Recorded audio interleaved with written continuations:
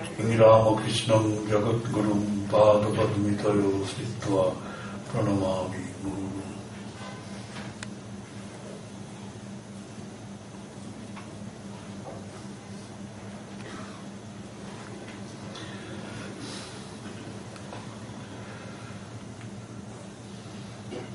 Good evening.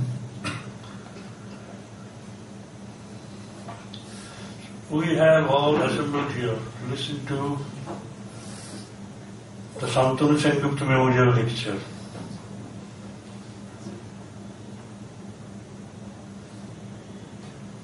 Shantanu was a boy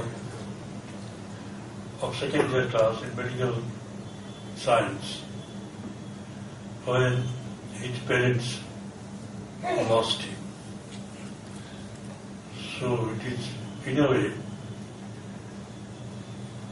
very pathetic, no doubt, tragic.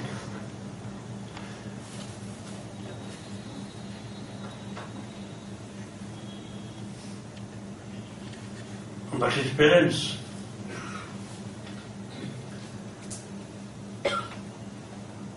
in a way became comforted by the grace of the Almighty. It is good that they could overcome the bereavement and could start their life anew.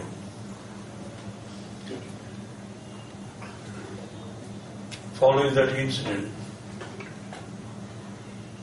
the parents plunged headlong into the service of society.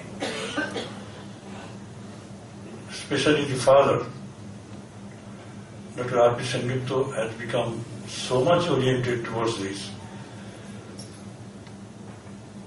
that he, in course of time, built a beautiful institute, the Institute of Neurosciences, Calcutta, INK, near Mulli Bazar here. They live in England, and Dr. Sengupta frequently comes to Calcutta for treatment because he is a neurosurgeon, very famous neurosurgeon. We need him so much. So I am just going to read out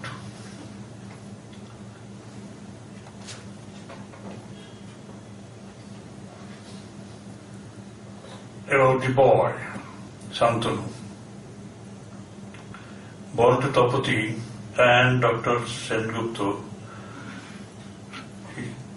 People say that he is Ravi Sengupta, but we know him to be Ramprasad Sengupta. How Ramprasad could become Robin, I don't know, but great people I have heard addressed him as Robin. On 1st June 1963, Shantanu had his early education at Newcastle and was then admitted into the medical college of the Newcastle University for MBBS degree. While a second year student, he met with an unfortunate accident which proved fatal, and he left this world on 9th March 1983. 63 was the year of his birth, 73, just 20 years.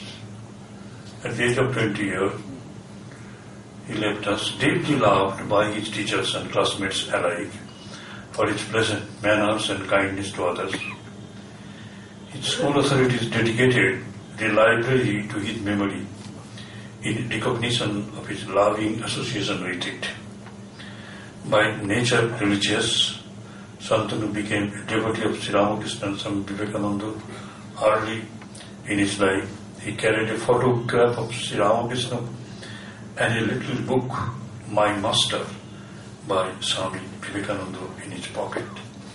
He never told a lie, even if it meant escaping from trouble. in spite of his very short life, he gave much joy to his family and everyone around him. This memorial lecture, arranged under Shantanu Sengupta endowment, was instituted by Dr. R.P. Sengupta, an eminent neurosurgeon of United Kingdom, in memory of his beloved son. Today, Dr. Priya Nandi, Medical Director, Physicians Healthcare, Queens, Massachusetts, Boston, will deliver this prestigious Shantanu Sengupta Memorial Lecture. He will speak in English on ordering lifestyle for healthy living with special reference to diabetes, heart disease connection. So those who are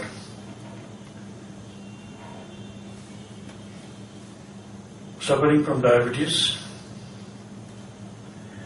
they will surely benefit a lot from the discourse. And those who are not, they would always receive caution. Obviously, I have heard that Dr. Nandi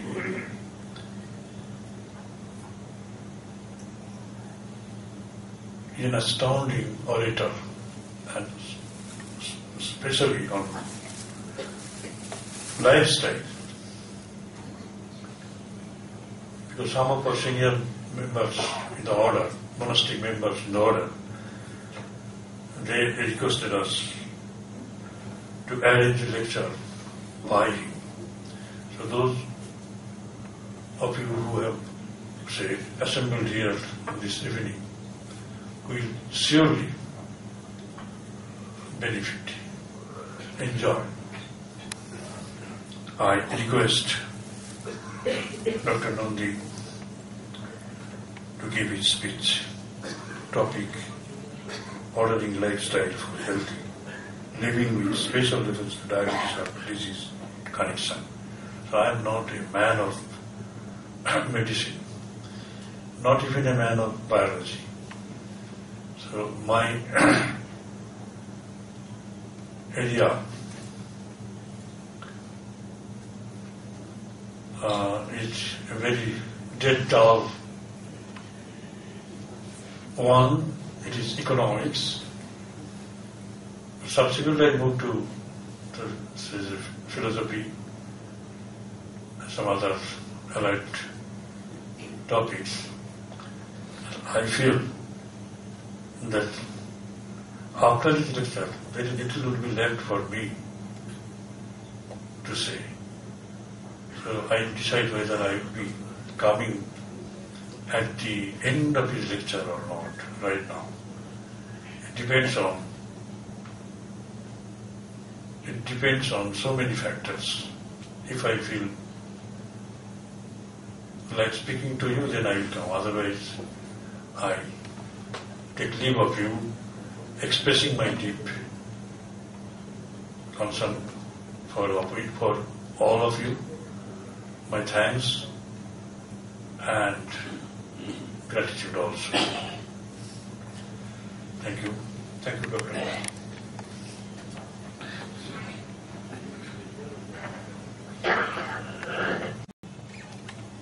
My name is Priya Nandi.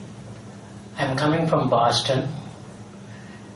I'm thankful to Swami Sapurnananda Maharaj Ji, and I also want to thank the faculty of Vivekananda University and Swami Atmapriyananda Maharaj Ji, who could not be here today. The title of the lecture is suggested by him, and I agreed on because I have gathered some experience over the years in both these conditions. Thank you, Dr. Sengupta and Mrs. Sengupta, for giving us the opportunity to talk to this wise and nice gathering. And I am very honored and privileged to have a chance to speak to you today. As you know, diabetes is a very widespread condition throughout the world, especially in India, which is known to be the capital of diabetes. It has attained this good name not by choice, but by circumstances and happenings. At this time, I was told, in India, there are more than 7 crores of people who are suffering from actual diabetes, and this number will go up by another 15 to 20 years. It will reach 12 to 15 crores of our population, which means it is almost 1/5 of the whole population of India. Delhi leads this number. Delhi is the first or the foremost city who has got bigger number of diabetics in India, and the second is Bombay or Mumbai, and I think Calcutta comes somewhere in 4th or 5th place. But that is no choice, and that is no solace to us. Why do you think we are so privileged or so cursed to have so many diabetics in our people? Is it poor or poverty? But there are too many poor countries in the world. Is it obesity? Maybe. Is it gene? Maybe. But what is the most important thing? It is that our lifestyle is not right one. Whether it is obesity, whether it is our disregard to our actual and proper diet, gaining weight, smoking, and most important of all, our lack of physical activity. And we'll touch on these things very quickly over the next few minutes. I'd like to tell you 1 or 2 stories before we start. I've been practicing in Boston area for over 30 years. I was trained in England and then in Boston. And over the years, quite a good number of diabetics and heart disease people I have to take care of. This Barbara Jones that I am going to tell you from the very beginning is a patient, obese patient, about 48, 49 years of age, was sent to me by an ophthalmologist. And this ophthalmologist or eye doctor has told her, you need to go to a good internist. So when I asked her for this story, she said, I am practically blind. Do you have any other illness? Not to my knowledge. Is obesity, she weighs about 300, 340 pounds. Is obesity a disease? She said, I eat too much, that is not a disease. Do you have any other problem? Well, yes. I have got a big ulcer on my leg. How long have you got it? For several years. It is not healing.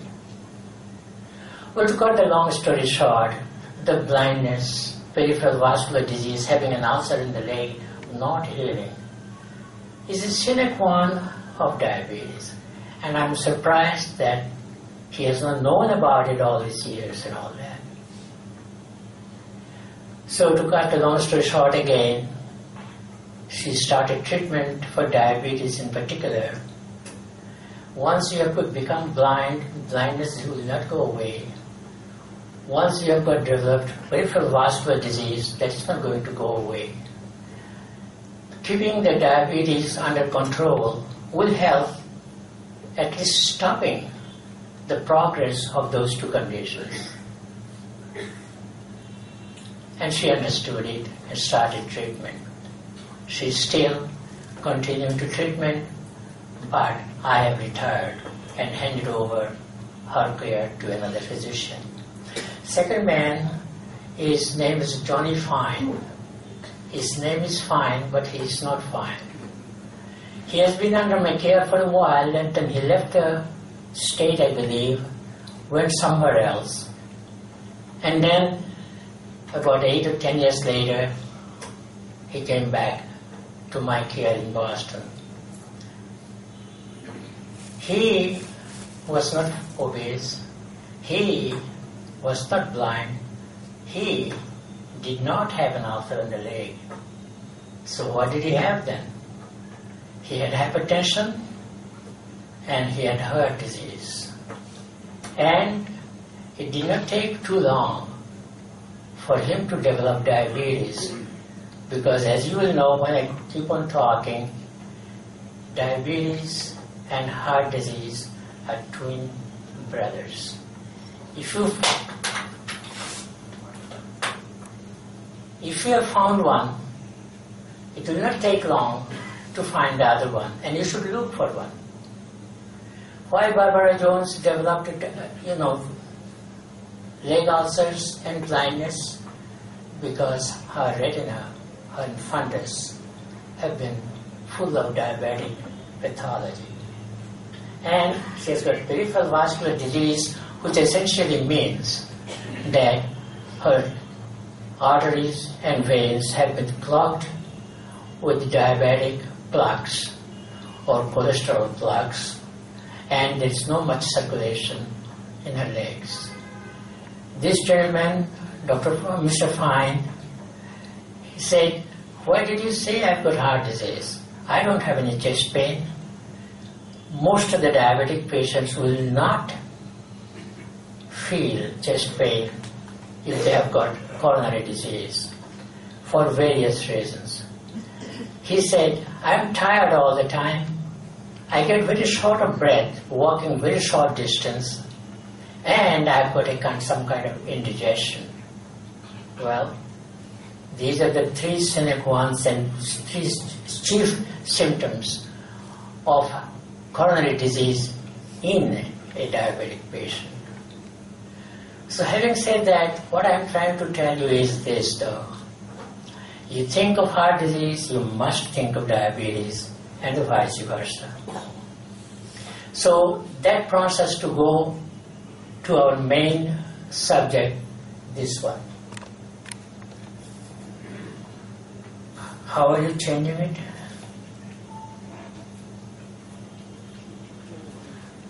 Okay. You need to know some facts to begin with. People with diabetes will develop heart disease in the long run. It may take 15 or 20 years, but they will develop diabetes in the long run. And they will also develop stroke, which is another sign of vascular disease. This is another one. People with diabetes will develop a second stroke, and that is not only first stroke, but they will develop a second stroke and heart failure. And people with diabetes will develop heart disease and stroke at an earlier age. Heart disease is supposed to be a disease of an older age. A diabetic will develop in 40s and early 50s. That's why diabetes is so very important for heart disease people.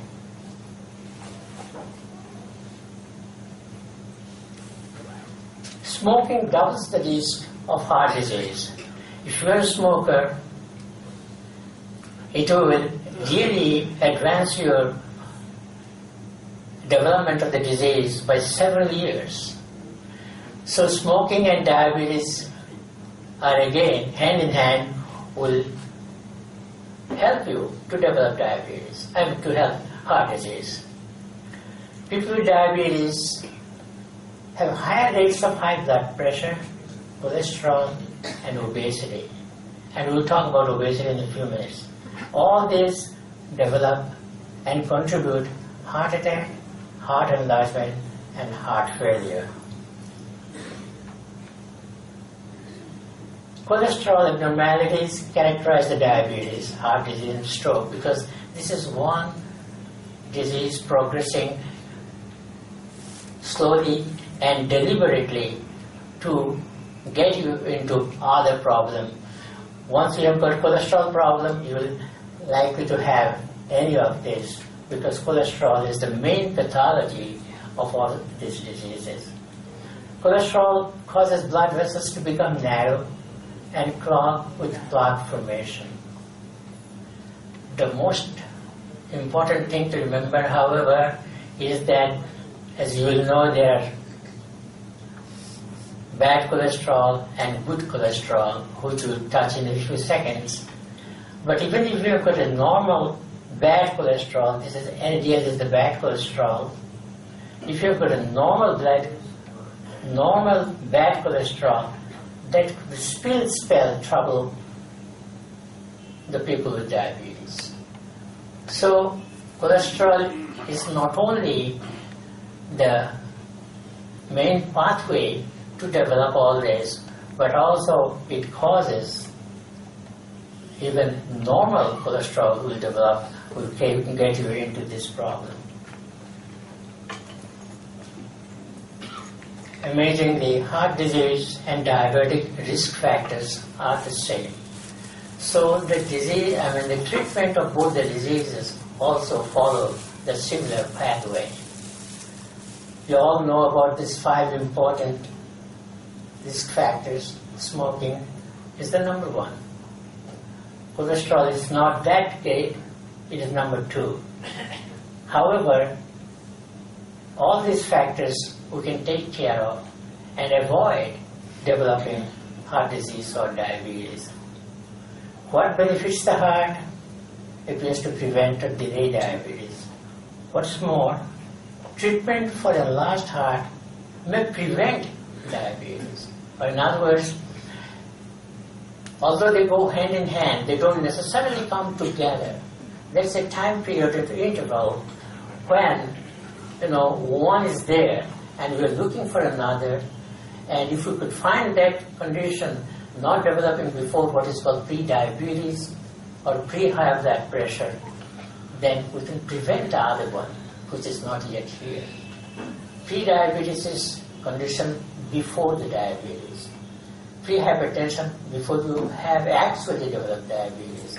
And there are definitions for those which will go in a second. So it is obvious that high blood sugar is bad for the heart. Lowering blood sugar will lower the heart risk. Signs of heart disease may precede the diagnosis of diabetes. Although you've got diabetes, heart disease, you may not know that you've got diabetes, which is called pre-diabetic state. Heart may be damaged by the time actual diagnosis has been diagnosed. And diabetes can be prevented at the pre-diabetic state. And these are the effects of the diabetes on heart and blood vessels. Once you've got diabetes, these are the ones you're likely to develop in the long run, not necessarily all of them, maybe sometime all of them anyway.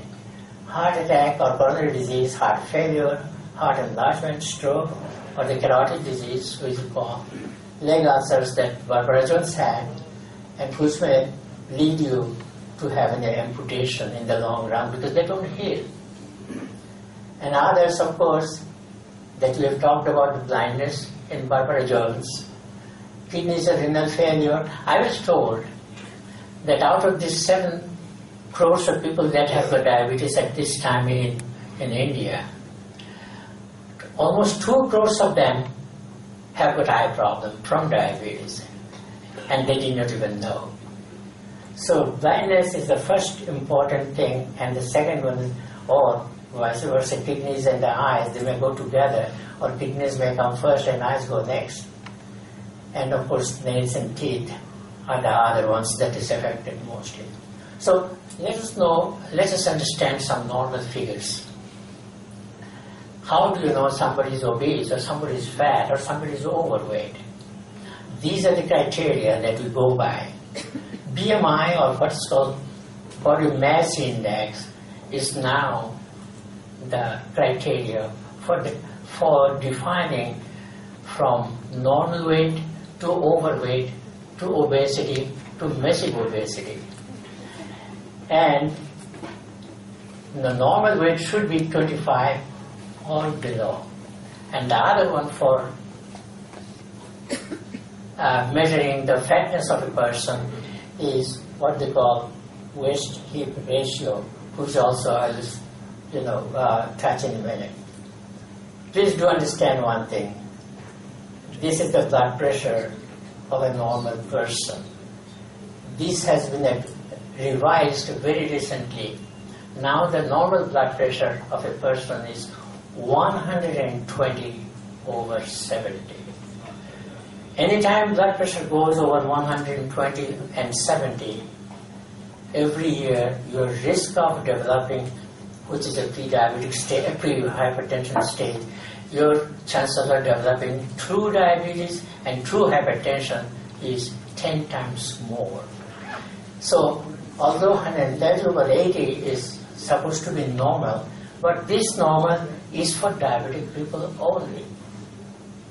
Usually we don't try to get the blood pressure down from here in a diabetic person. However, those who did not have a pre-diabetic state and a person with high blood pressure, we do not necessarily try to reach this one. We may go even below to reach the normal blood pressure of a person, which is 120 over 70. This is for a person under the age of 40 or 45. Over 55 or 60, this is the target blood pressure of a person who is being treated with antihypertensive medications.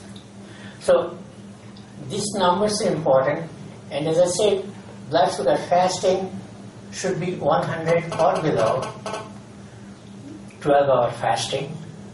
2 hours after meals, 140 or below.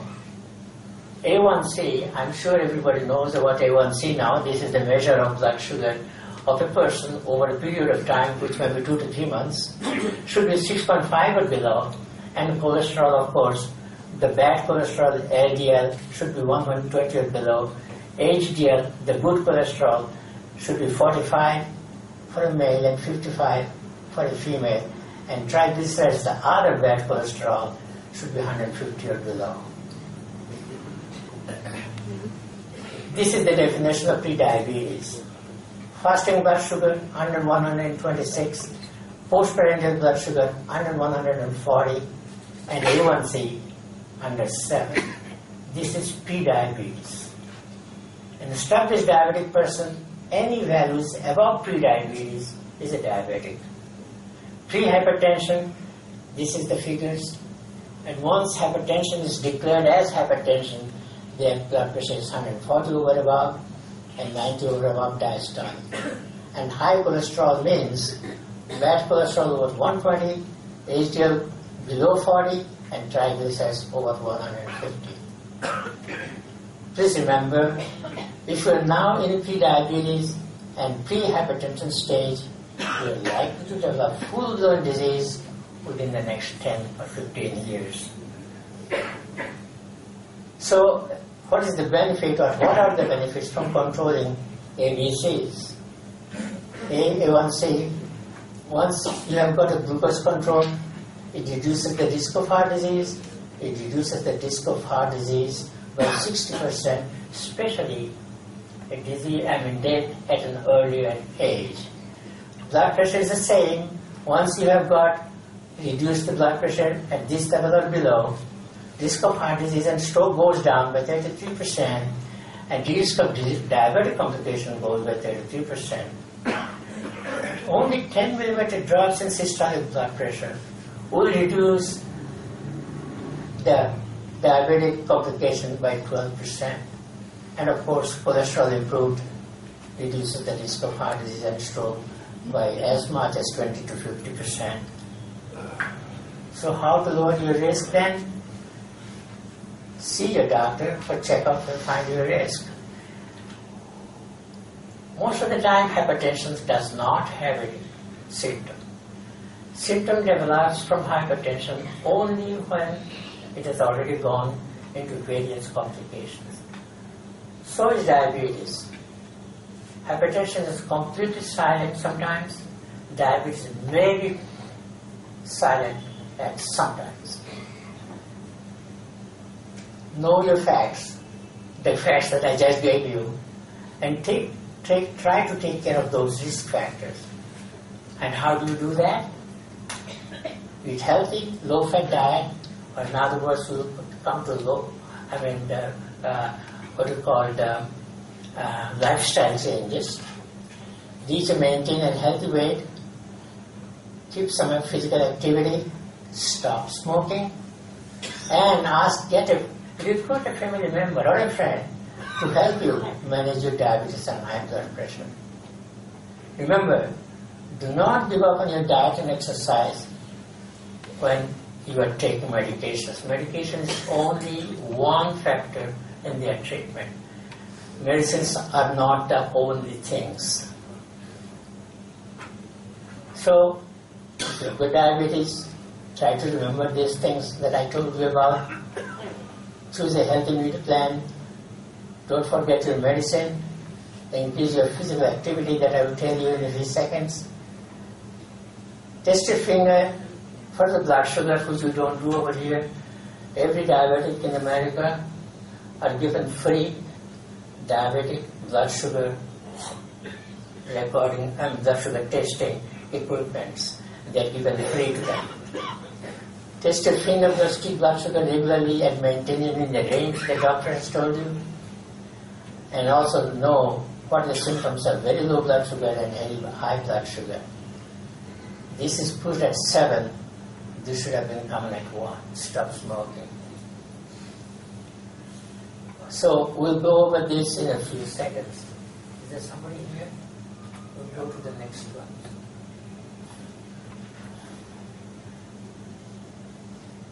We'll go to there's the second one.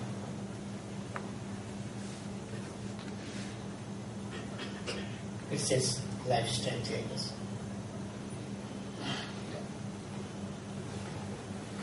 No, this is not the one.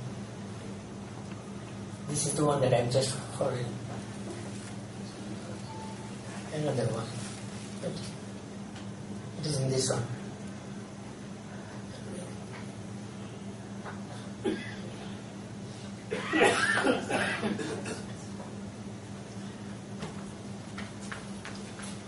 What is lifestyle change? Total lifestyle changes we define as TLC, total lifestyle change. There is another name for also TLC, is tender loving care. We are used to tender loving care. That means khao, dao, gumao, vishram karo, furti karo. Physical activity is not there. Our lifestyle does not ask for any physical activity. Do not ask for taking a good, healthy diet. Do not ask for any increase in your physical activity otherwise. Do not ask for control your weight. And they don't, of course, ask for stopping smoking. And these are the lifestyle changes that we will have to talk right now. Is Shayan there? Because next time. I think he has gone. We have to call him. Okay. Anyway, if you did not finally call, there are about 10 or 15, because that is the most important part of the lecture here, lifestyle changes. So, what are you going to say? First, let us stop smoking. One cigarette is too many. If you say that I don't smoke that much, that's not enough. Once cigarette is too many. I know that it's very difficult to stop smoking once you've started. And there are ways of trying to help yourself and your friend to stop smoking. And we'll go through this if you can get into the slides. Healthy diet. We're going to talk about healthy diet in a minute too. What essentially means how to start on a healthy diet is to choose the quality of food and choose the quantity of food. Less quantity, less fat, less salt, less sugar. What is more? More vegetables and fruits, more fibers, more fresh vegetables, especially the colored vegetables, green, yellow, red, and all that kind of stuff. And plenty of water. No sugar drink, no soda, and of course about tea and coffee. There are a lot of debate about it. Tea does not help, and I don't know whether tea also causes some problem. Very recently, they said 1 to 2 cups of decaffeinated coffee may be helpful, and also a 1 or 2 small drinks of alcohol may also be helpful, which until very lately was a no-no on the diet. I don't know why it is not coming. Is it kept in a different file or? No, it is in the same. It is in the other slide. It is in the same pen drive. We have to come out of this and go into that one. Is anybody computer savvy here?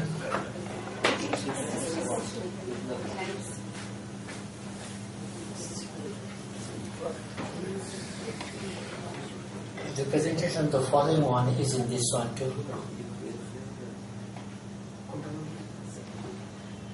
Come out of this diabetes one, this presentation.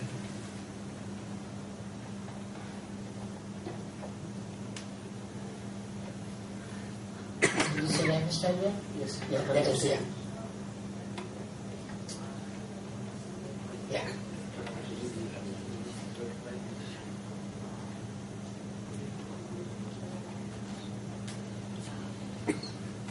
Well, don't go away for a second. Yeah. It's not focusing well. Is it focusing? Please put off the light here. Please put off the light here. Light is light. Aluta libe din. Yeah. Yeah. Okay.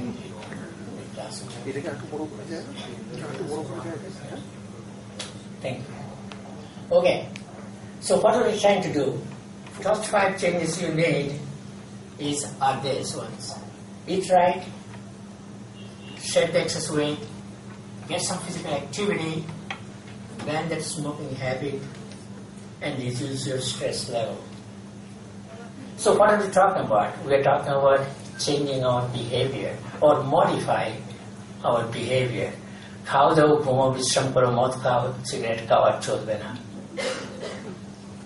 And when we say behavior modification is the key, we are trying to change how do you think, how do you feel, and how do you act.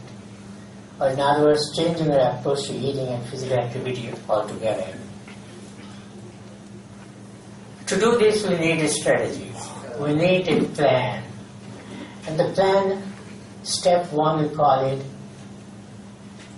out of those 5 items that we are talking about, you have to feel first which one is your problem. Do you eat right? Is the eating is your problem? Is the weight your problem? Or exercise activity your problem? Or smoke? Or do you have a stress level in your life? If you have got all 5 of them, most likely we have, most of us, then you'll have to select which one is more important for you to begin with, all of them are important in the long run. To begin with, which one is the most important one? Which one you would like to start with, and you feel comfortable and confident that you will be able to do that, attain that goal. So first, follow a plan then. Which one first? And how much time you have got for each problem? Always aim low and go slow. No quick trying to lose weight. No quick running a marathon or 10 miles a day to lose weight. It does not help you. So you'll have to go slow for each item as best as you can. And stick to the plan and put more effort, meaning thereby you have produced already a time. You have decided that you want 6 weeks or 8 weeks to, take care of one of this. Do not start with all of them at the same time. Choose one and go slow and take your time. If you are given 6 weeks time to follow the first one, and if you did not attain what you want to do, put more effort, give it more time. And instead of 6 or 8 weeks, make it 10 or 12 weeks. You have got problem for your whole life. Adding 1 or 2 weeks here and there is not going to, cost you anything. So go slow. And the step 3, of course, keeping a diary. What does that mean? Food record. What you are eating for a week, you write down for lunch, for breakfast, for lunch, for dinner. You write down in a piece of paper. And what you normally eat, we're talking about what you eat, write down. Keep a diary. And then sit down sometime with yourself. Which one of them you are not really supposed to eat? Put a star mark on that one. And see whether you can replace that particular item that you should not be eating otherwise with one that you could eat, which is a similar category, which is called food exchange. You take a bad one of the same calorie to a good one of the same calorie and see whether you can transfer from one to the other. Or in other words, food diet is important only because you are exchanging the bad one with a good one, but calorie remains the same. If you are really trying to lose weight, we'll talk about this in a second, then you will have to exchange for a one from bad one to a good one, but a good one with a lower calories. So food diary is very important. Exercise record. Nobody is asking you to run 1 mile on the first day. You start walking. One thing please do remember, it only takes 10,000 steps in 24 hours. 10,000 steps in 24 hours. I'm sure all the ladies at home take much more than 10,000 steps in 24 hours. Now how do you know whether you've got 10,000 steps? আমরা বলি পায়ে ঘুঙুর বাঁধুন। তার মানে কি হচ্ছে, পিডোমিটার আছে, একটা পিডোমিটার দাম হচ্ছে 10 টাকা। পিডোমিটারটা পায়ে লাগিয়ে রাখুন, সকালবেলা ঘুম থেকে উঠেছেন আর যখন রাত্রে শুতে যাচ্ছেন দেখুন কটা স্টেপ আপনি নিয়েছেন। That is 10,000 steps. Okay, you don't have a pedometer, you don't have a ghungur in your leg. Next thing to do is to put your time. You need to walk at least 30 to 40 minutes in a day. You may say, I don't have 30-40 minutes to go for a walk. Okay, do you have 10 minutes? Okay, you walk 10 minutes at one time in the morning, another 10 minutes at noon time, and another 10 minutes in the evening. Please don't tell me that you don't have 10 minutes in the morning or at noon or at night. You must have 30 to 45 minutes for a brisk walking. What is brisk walking? For me, brisk walking is to walk a mile about 20 minutes. For you or most of you, brisk walking means walking a mile in 15 minutes or less. If you have not been able to do it in 20 minutes for a mile, take it 25 minutes. Doesn't matter. Okay, so what we're talking about? Walking the best way or the best speed that you can walk, not what another person can do.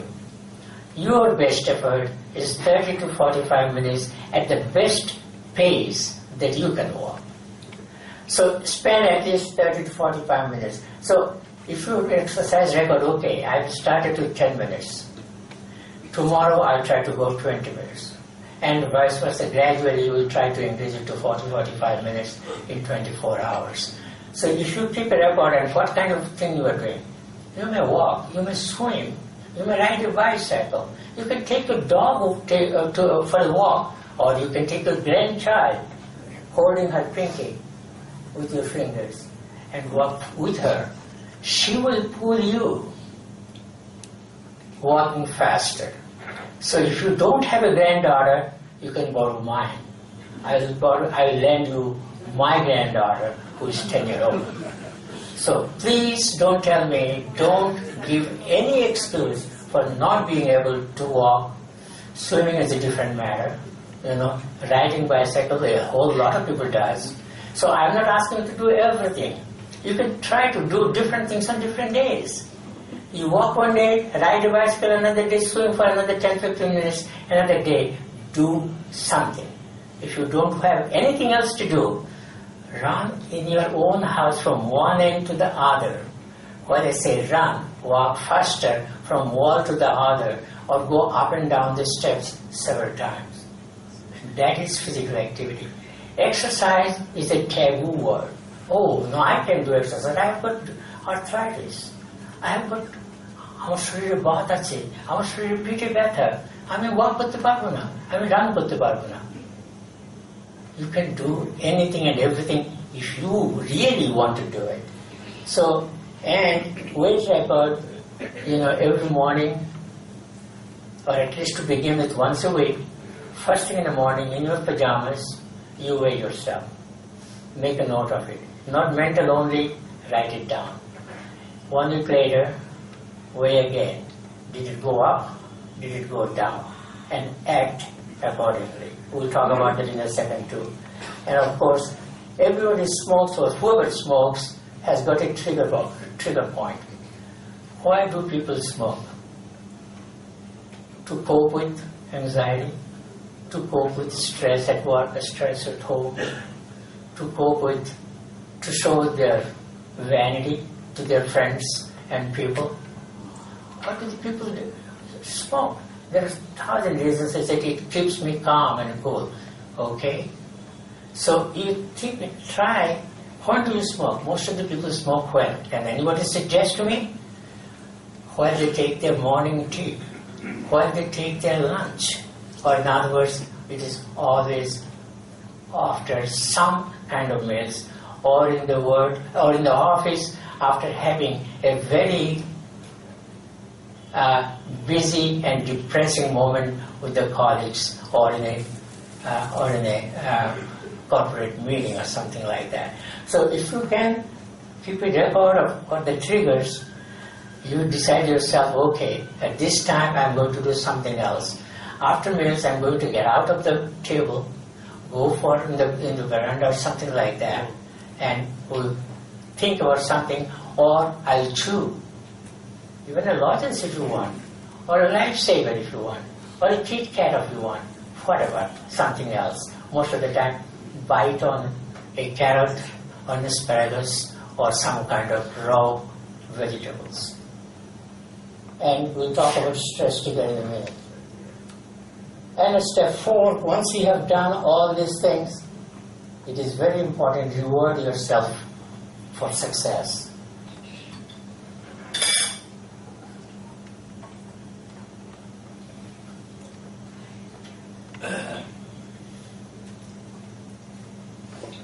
So this is a healthy diet plan. Less quantity, less calorie, less salt, and sugar. Whether you have diabetes or not doesn't really matter. Sugar, salt should be under 2 grams a day, and sugar should be under 1 gram a day. Now just consider yourself, think about yourself. How much sugar and salt you like and love.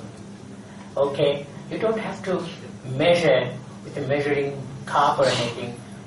1 teaspoon of sugar is 1 gram. 1 teaspoon of salt is 2 grams. Or in other words, if you know that this is what you're going to do, then you don't, if you've got a measuring cup and other things, that is fine. If you don't, at least you know this spoon, a teaspoon. You can measure your sugar and salt with the spoon, how much you are taking. And we're talking about for the whole day, not for 1 cup, for the whole day. Now, what do I want to do? That I enjoy my sugar and I enjoy my salt.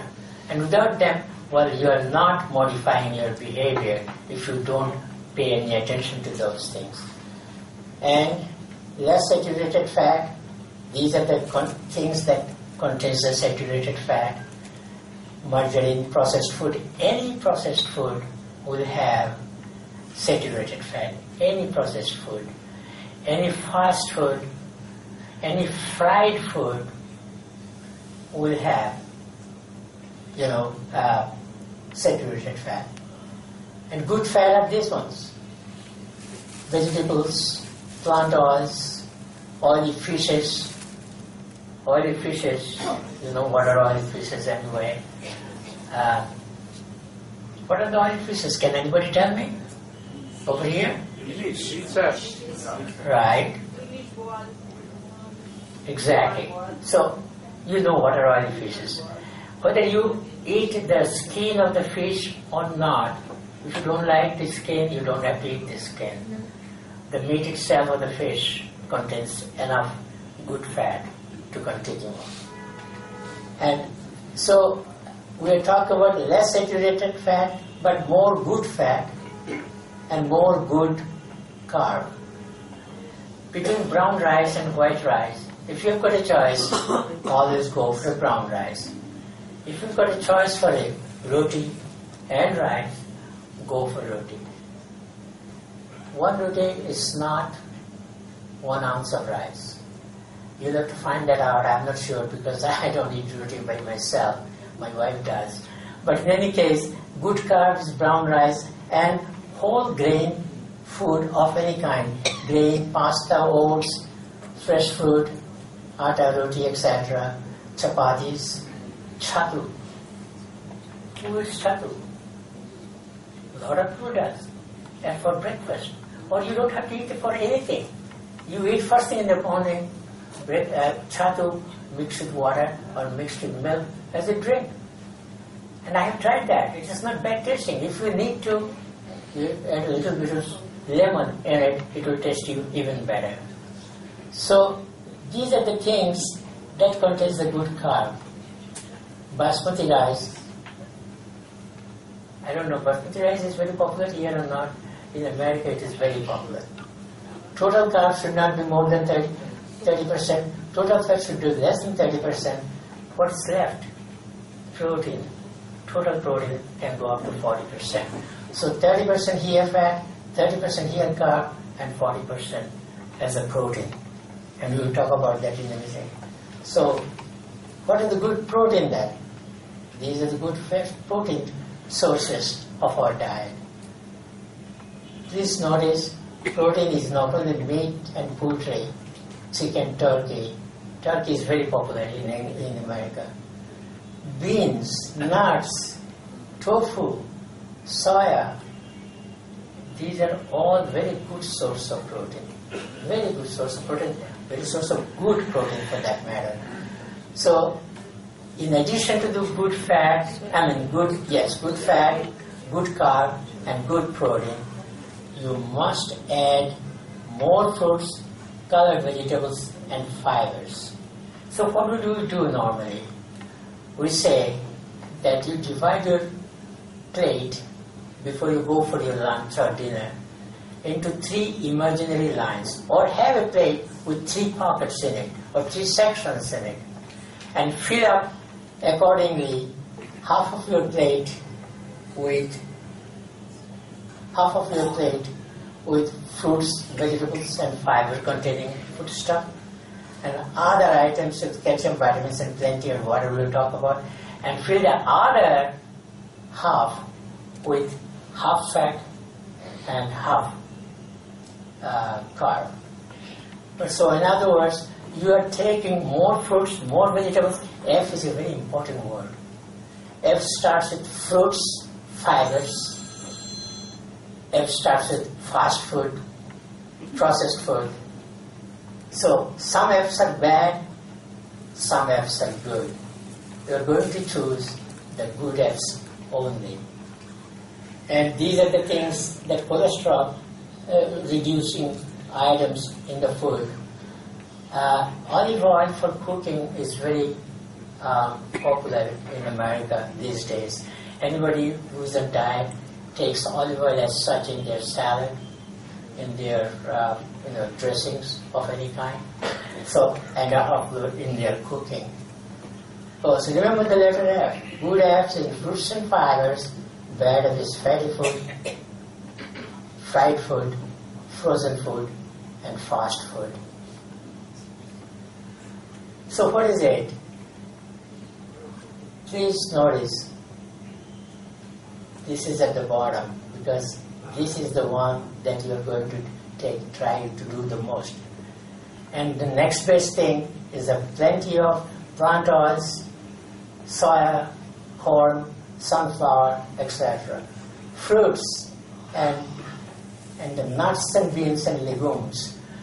And then of course your poultry, meaning thereby turkey, fish, and then add some calcium and all that, and eat this stuff on a very rare occasion, maybe once or twice a week. Or quantify yourself on the plate in such a way that it is there, but it is a very small amount. It is there in a very large amount. So what should you eat then? We already told you 10 tips. Choose good carbs, these are the ones. Choose good proteins, these are the ones. Choose healthy fat, items like this. Choose fibers, these ones. And eat more vegetables and fruits, particularly of color variety, like dark green, yellow, orange, or red. Then, in addition to that, choose dairy products, fat-free milk, or 1% milk. Go lean on meat and milk. Add some calcium and vitamins. Drink plenty of water, or sugar-free drinks. Not soda, not fruit juice. It is not, I am not asking you not to drink that. Eat that in a small quantity. And this is the latest one. You don't have to do that. I never do this anyway. Could you repeat please point number 7? Say it again. Could you please repeat point number 7? I didn't follow. That is, go lean on meat and milk. What about milk?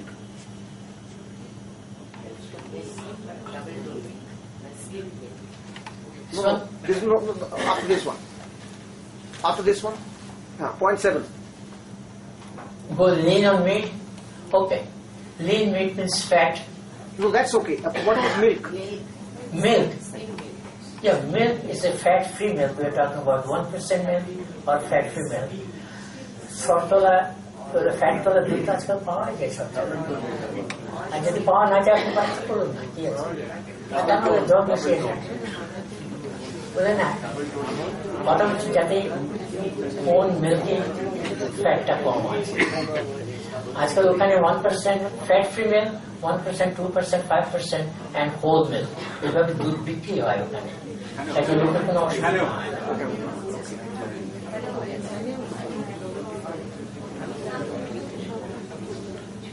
This is an ideal meal plan for anybody. For breakfast, oatmeal, cornflakes, buttered toast or peanut butter, boiled eggs, white portion only, Skim milk, that's what your fat-free milk we're talking about. Fresh fruit, freshly squeezed fruit juice, tea or coffee. Lunch, soup and salad, cottage cheese, not the regular cheese, cottage cheese, tofu, tuna, chicken, anything you want to add to it. But avoid a cooked large meal. What am I telling? You will omit your lunch? Am I not asking you too much to do that? Well, if you eat your lunch if you love your lunch as much, make it a main meal. Don't eat cooked large meal at night. You should take one cooked meal a day, not 3 cooked meal a day. And amongst the snacks, instead of taking cookies and cups and other things, try to take these ones. And dinner, here you are eating everything cooked.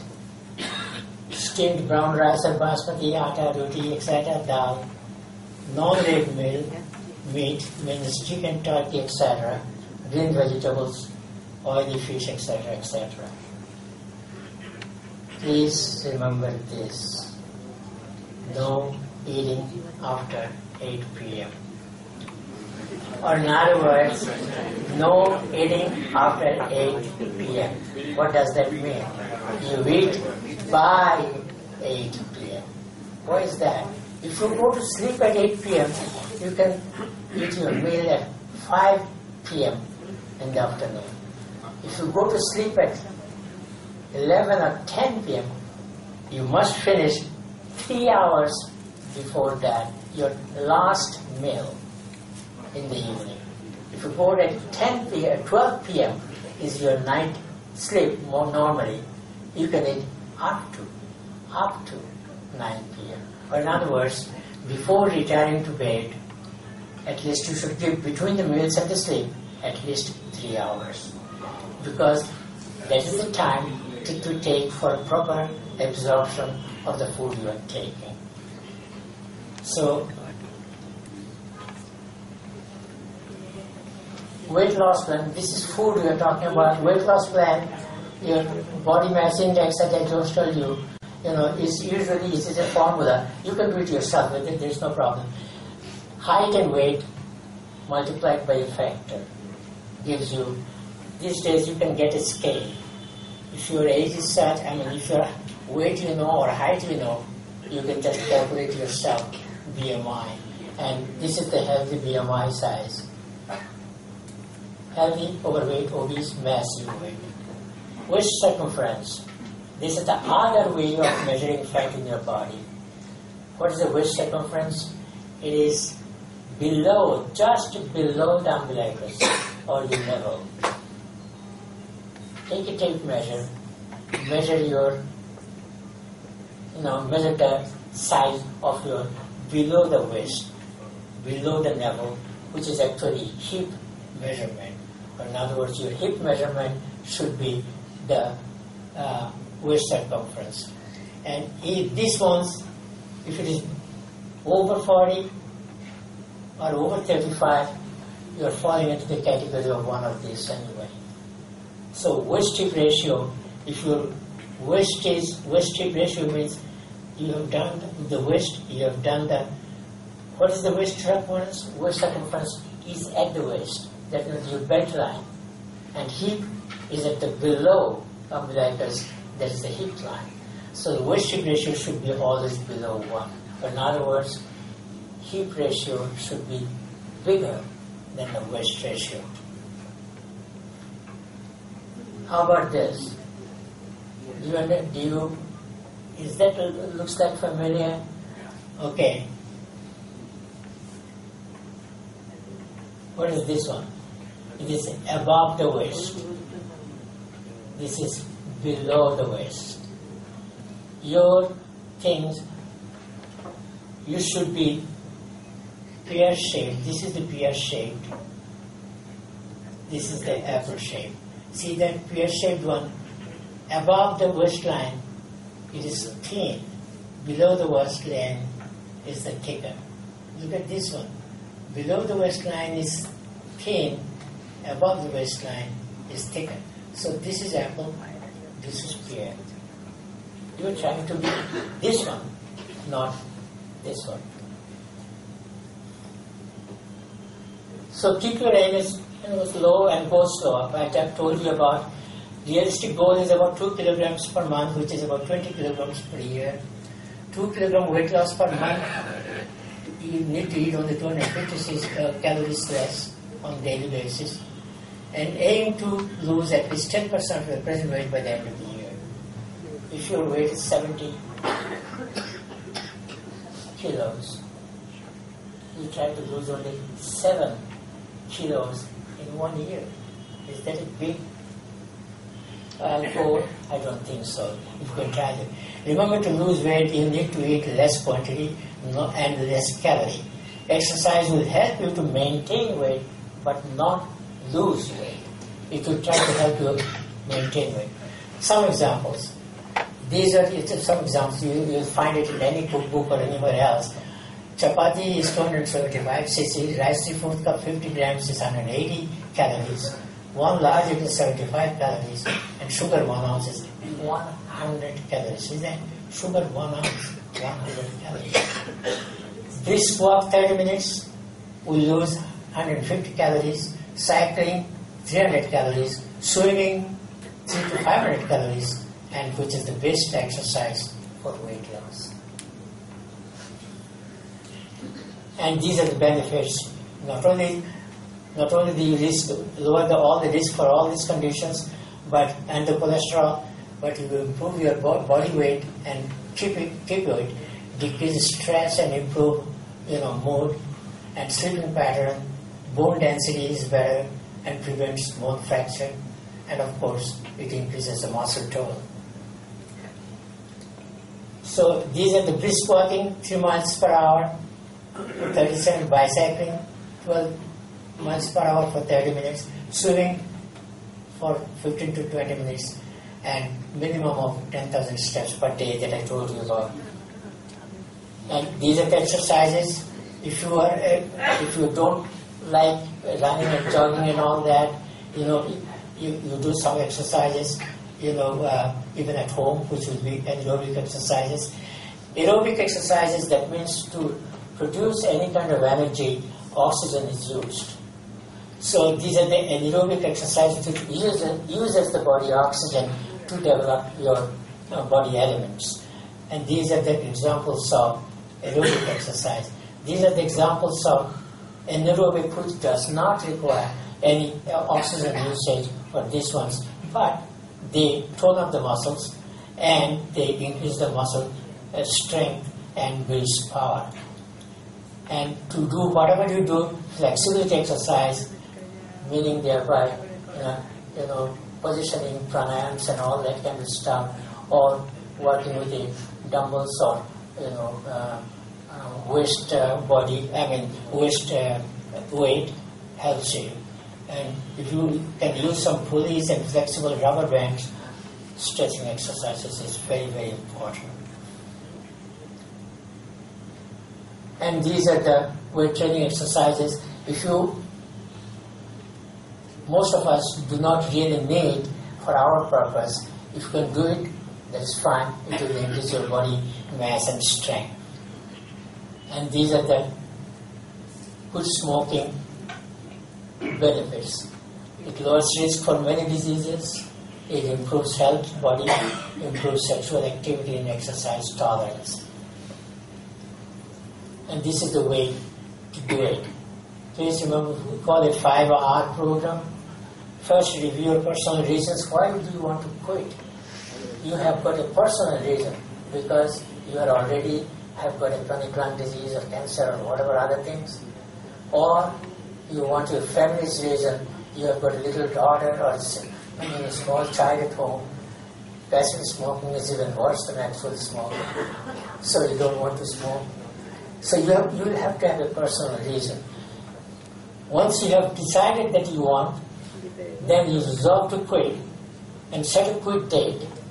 Most of the time people set a date on your birthday or your anniversary date or the next wedding ceremony or whatever other things you want to do, but do not put it away several weeks later.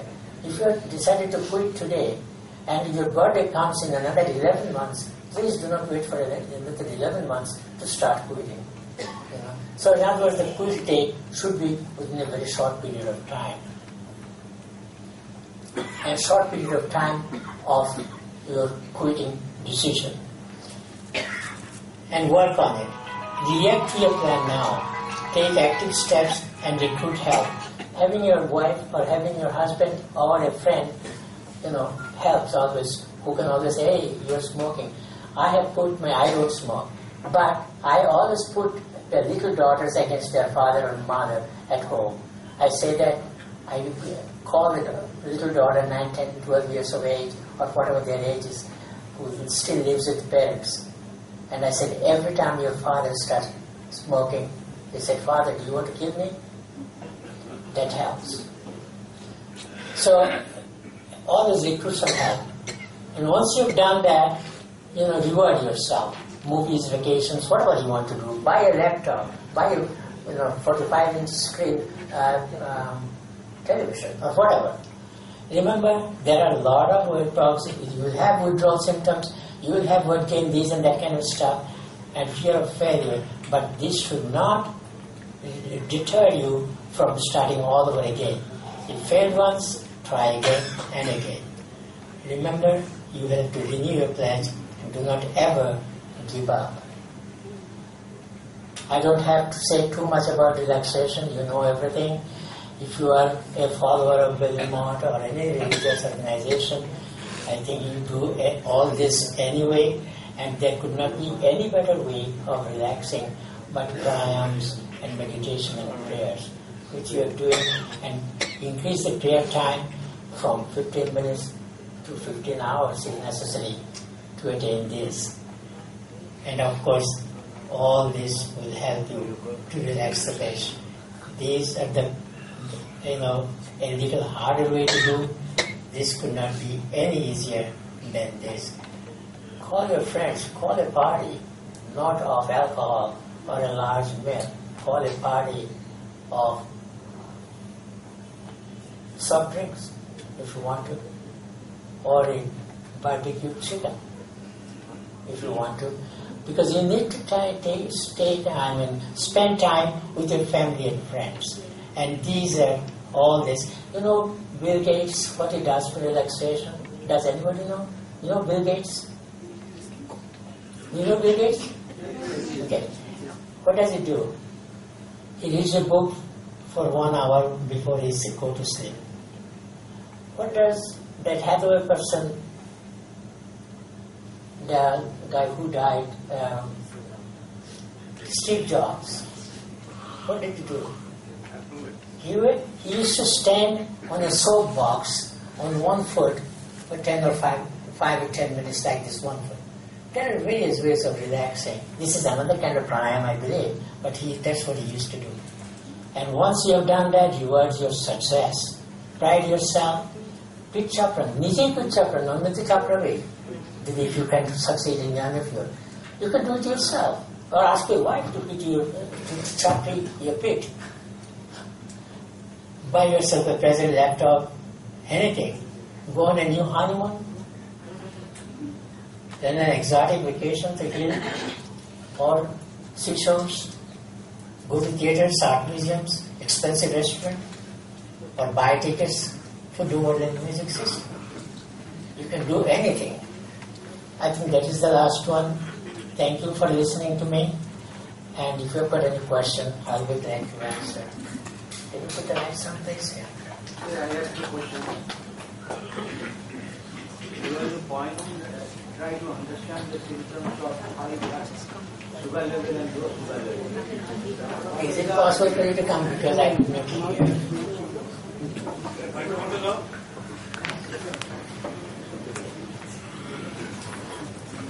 There is a microphone.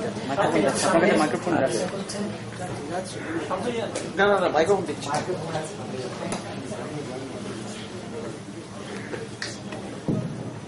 They try to understand the symptoms of high blood sugar and low blood sugar. what are the symptoms of exposure of high blood sugar level and low sugar level in the patient? Okay. And To answer that, okay. Number 2, is someone totally give up the taking of salt and sugar? Does it have any bad effects or? Yes, yes. Yes for both. Low blood sugar is worse than high blood sugar in general for the brain. So hypoglycemia is worse for hyperglycemia for the brain in particular. For the rest of the body it is not so. Symptoms unfortunately for both hyper and hypo are more or less the same. You will know by experience, in a low blood sugar you will feel sweaty, you will feel very nervous, you will feel jittery. Or in other words, you are restless, you feel warm, you feel dizzy, you feel as if very lightheaded. These are all signs of hypoglycemia, low blood sugar. In a high blood sugar, in a good measure, you don't feel anything, nothing. Somebody's blood sugar is 800, he doesn't feel anything. Okay. However, when you do at all, what will happen? You will feel lethargic, you don't have any energy kind of thing, you are very dry, not sweaty like hypoglycemia. Here you are very dry, you are thirsty, you are always moving your tongue inside the mouth, and you feel as if you are going to drop and faint. These are hyperglycemia, and I told you about hypoglycemia. Now what will you do? In a good majority of time, those people who have got diabetes, they know how to deal with hypoglycemia. Take lozenges, take a sugar drink, the things that I'm asking you not to drink or not to eat, you do all those things during hypoglycemic period. Remembering that you must not let your blood sugar fall below 30 or 40 at the lowest, and it should be kept around 70 or 80 in a good majority of time. If you are under treatment, all that you have to do for a controlled blood sugar diabetes is to keep the blood sugar level a kind of a, what you call, at any time of the day below 150. The other day I saw a gentleman, a relative of ours, he said, I am under control. I said, what is your blood sugar like most of the time? Oh, 250, 280. That he calls controlled diabetes. No, sir. At the most, you can reach 150 after a meal.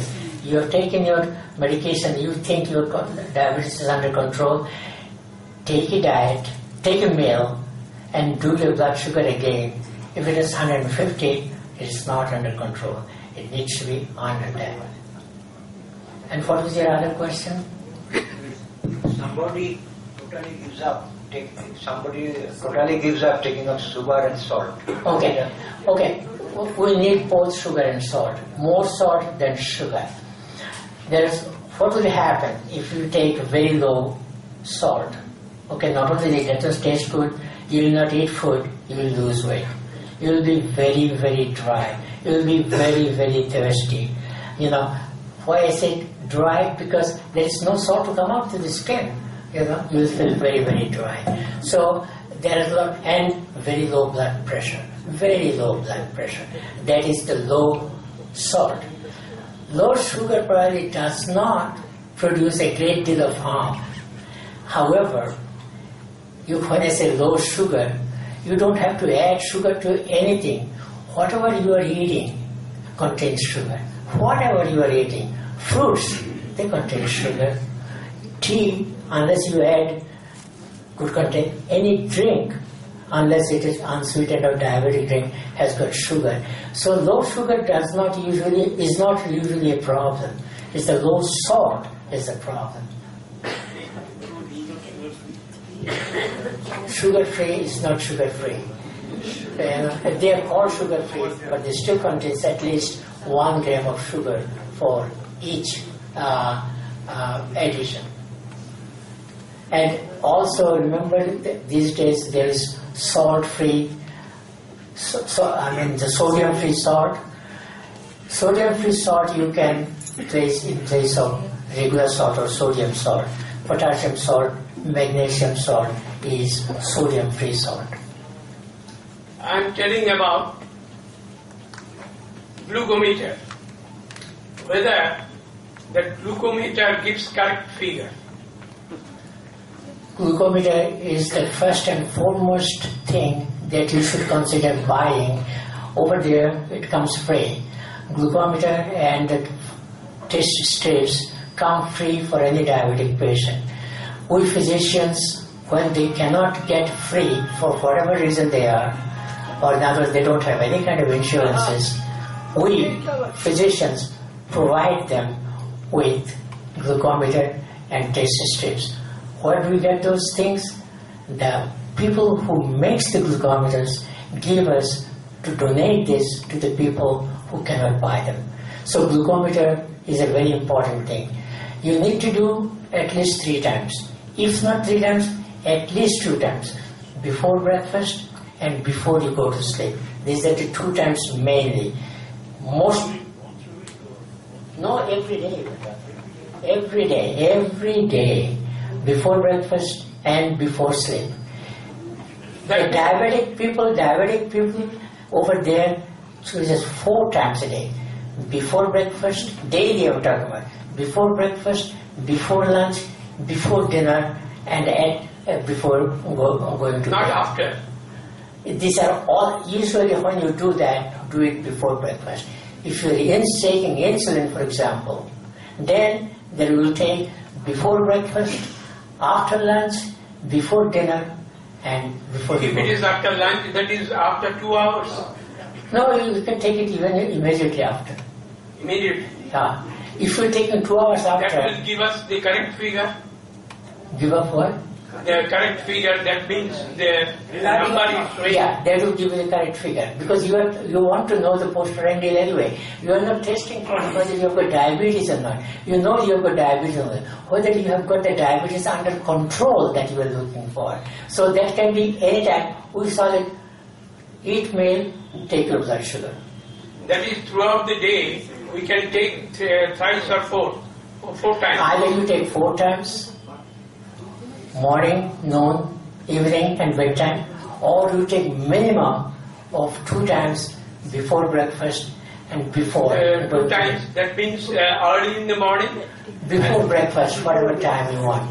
And after taking food 2 hours. If you're taking 2 times, you're taking at bedtime. If you're taking 2 times, if you're taking before breakfast and at bedtime, which is about 3 hours after your meals.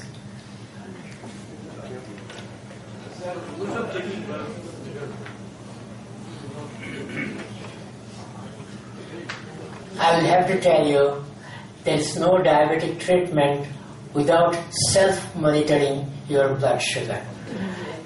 It is a misnomer that you are treating your diabetes without taking a blood sugar on a regular basis. Supposing you don't have any money, equipment, these and that for your monitoring blood sugar, you do a few times and then look at what are the figures you get at that time. Now, the blood sugar does not remain the same throughout the day, as you know. Why do you do an A1C test in the blood diabetic people? You need to do A1C only every 2 to 3 months, because A1C is giving you an average of your blood sugar throughout the day, throughout the week, throughout the month for about 2 to 3 months. So A1C so far, so long, remains under 7. That is not normal. But if you are keeping it under 7, you are keeping your primary diabetes under reasonable control. If you are keeping under 6.5%, then you are keeping your blood diabetes under good control. If you are keeping under 6, you are likely to get hypoglycemia. So you need to keep between 6 and 7 as A1C. Your blood sugar wise, you need to try to keep it random. I'm talking about not before meal, after meal, and this and that. For A1C, you don't need any fasting. You don't have to keep any time of when you are eating and how much you are eating and all that. But for blood sugar test, if you are taking, finger-stick blood sugar test, you need to keep it under 150 for a reasonable control, and between 120 and 150 for a good control. That is, we are talking about random blood sugar. Random blood sugar. Whether you have eaten or not does not matter. That's why I'm not asking you necessarily to listen to that gentleman that asking the question, should I take it after the lunch or before the lunch, how many hours after lunch? If you're looking for a control of diabetes, you don't have to really care for what time and whether it is before meals or after meals. You are taking an average. One day it may be 150, another day it may be 180. The day you got 180, random blood sugar we're talking about, if you get 180, you'll have to modify, and if that 180 is every day, then you'll have to modify your treatment. You will have to increase your either insulin and or your medications. One thing I need to tell you very importantly. Amongst the many diabetic medications, only one so far has stood the time of the day. That is called metformin or glucophage. Metformin should be your number one choice for diabetic medications. As a rule, insulin should be your number one choice for type 2 diabetes anyway. There is no such thing these days as insulin dependent diabetes or non-insulin dependent diabetes. There is no such thing. You've got type 1 and you've got type 2. Type 1 diabetes always needs insulin, always. And they started from a young age. And that you are born with, more or less, because your pancreas does not produce any insulin at all. So if you don't, if you don't give insulin, you cannot survive. You will not reach any age. So type 1 diabetes will always need insulin. Type 2 diabetes means you have got insulin, you have got pancreas that is secreting insulin. However, that insulin is not enough to sustain your controlled blood sugar in the blood. So it is always, in a good majority of time, type 2 diabetic will need insulin in the long run. We give 6 months trial with the metformin and another drug, or even the third drug, oral medications. If within 6 months of 3 medications in succession at the same time, metformin, sulfur drugs, or any other drugs, you have taken all 3 of them for 6 months, it did not, along with the diet, of course, it did not control your diabetes, you need to get on insulin. Now, insulin does not mean that you don't need any medications by oral method. Insulin is an additional addendum to your diabetic regimen. Under those circumstances, you need very little insulin, for example. 10 units of long-acting insulin is good enough, and you take that before you go to bed. And if 10 units of insulin plus metformin up to maximum of 2000 milligrams did not work, you can increase the insulin by another 5 units, making it 15 units. A whole lot of people these days, also please remember, these days insulin is no big deal. The needles are so small that you don't even feel a pinch of the skin when you inject your insulin.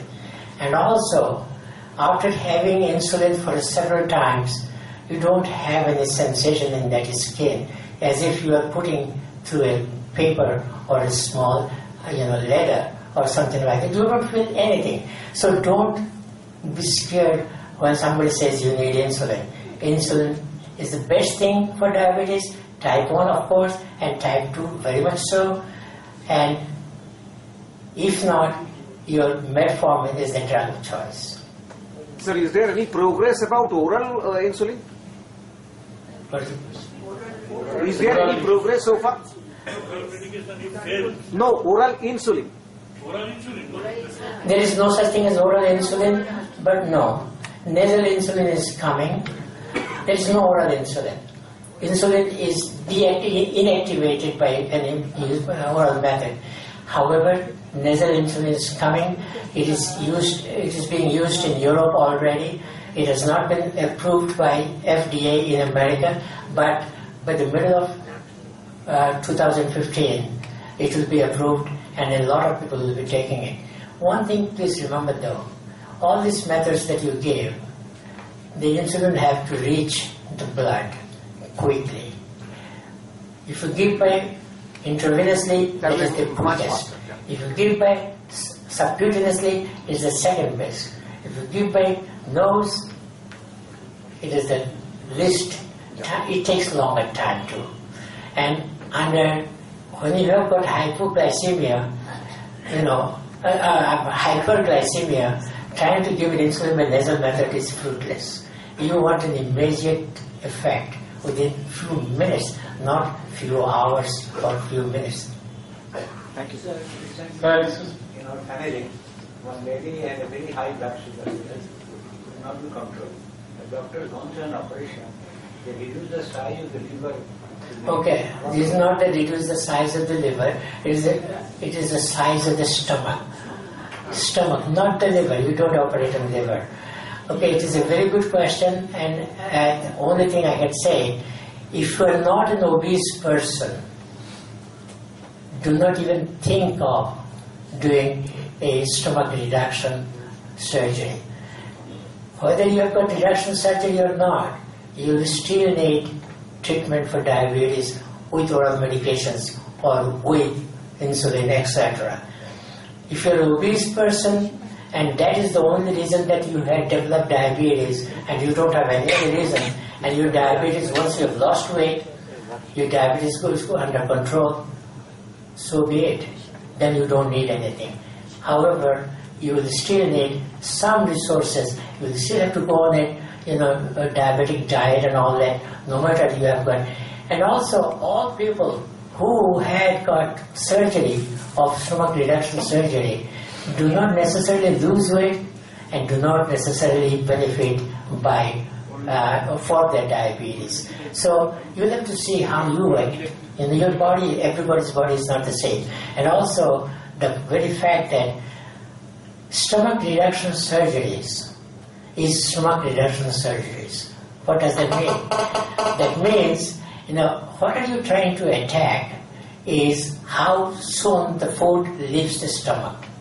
How soon the gastrin in your stomach can react.